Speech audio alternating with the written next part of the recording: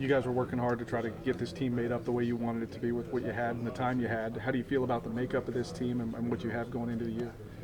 You know, I really like it, to be honest with you. We got a good mix of returning guys who have a lot of experience, and we got some new guys who we feel like are going to help.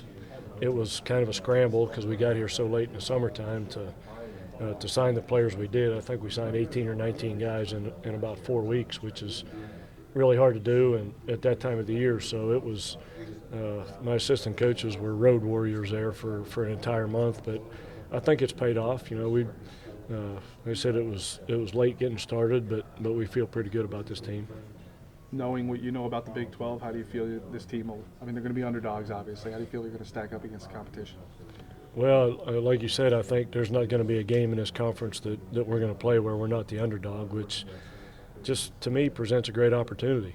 You know, it's whenever you're the underdog, you always have something to play for, and the other team has a chance of having a letdown. So we're in a position to do some good things if we show up to play, which I think we're very capable of doing. What are good things then? I mean, what's the standard of success as you go in? Well, you know, I think what we're trying to do here is we're trying to build a program. You know, our goals are not to have one good season and here and there, but when you're trying to build a program, you got to. Good seasons are just a part of it. You know, it's academics, it's travel, it's how guys act on road trips, it's community, it's fan support.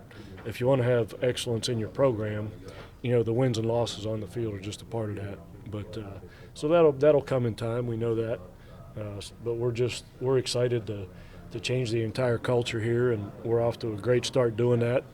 And again, we haven't taken the field yet with this new team and this new staff, so that's going to be a whole different page in the book. So we'll see how that goes once we get started.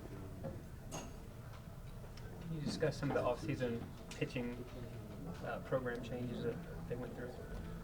Well, I don't really know what they did prior to us coming here, but I do know that we've, you know, maybe have the best pitching coach in the nation. Derek Matlock came from Texas State, and if you were to look back at their stats at Texas State and the pitchers they ran through that program, it's they really overachieved with kids that weren't recruited by Texas and TCU and Texas A&M. So he's got a great history of developing pitchers, and I've had a lot of success with pitchers at TCU. So that's been our emphasis right now.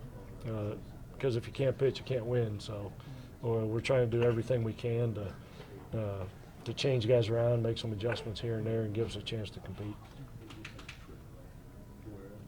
Heard some of the guys talking about offensively. You've got an aggressive mindset, steal bases, hit and run. You see this team being successful with putting the ball in play on a hit and run, and maybe letting that be a form of success for you this year?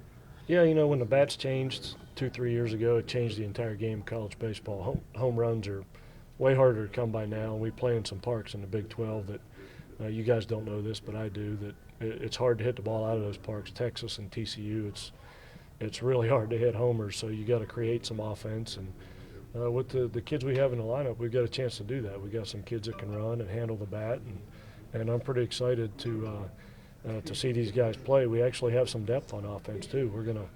Our biggest problem right now, I think, is we're going to have a good offensive player sitting on the bench when I post a lineup. So that's a good problem to have, and we'll be able to do some different things with matchups and that type of thing. So I don't want to put the cart before the horse, but I think we have a chance to. It may not happen right out of the gate because of the way we're practicing right now and being indoors, but eventually when this team catches its stride offensively, I think we can do some good things.